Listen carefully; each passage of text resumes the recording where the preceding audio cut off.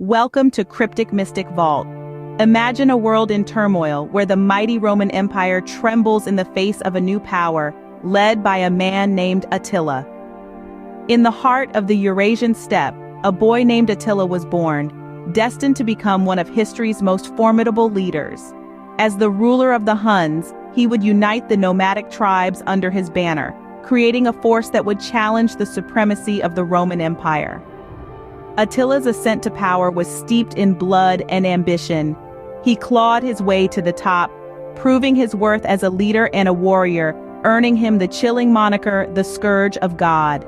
His name struck fear into the hearts of his enemies, a testament to his ruthless reputation. The Romans, once the unchallenged rulers of the known, now found themselves face to face with this new, fearsome adversary. These initial encounters set the stage for a series of conflicts that shake the very foundations of the ancient world. Attila, now at the helm of the Hunnic Empire, was ready to carve his name into history.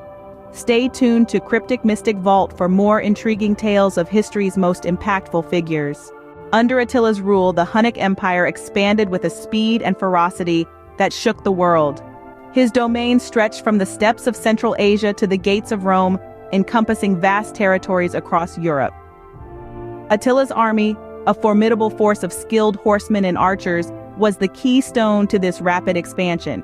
His strategic genius, coupled with an ability to exploit the weaknesses of his adversaries, made the Huns an unstoppable force.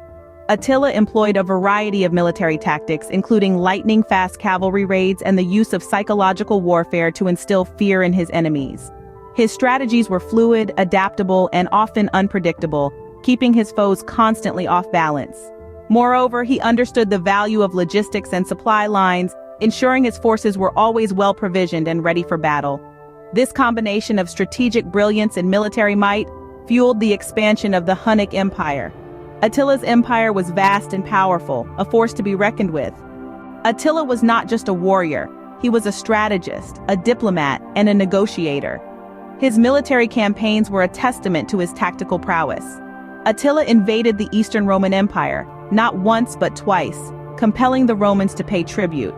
He then turned his attention to the west, marching his forces across Europe and laying siege to the mighty city of Constantinople.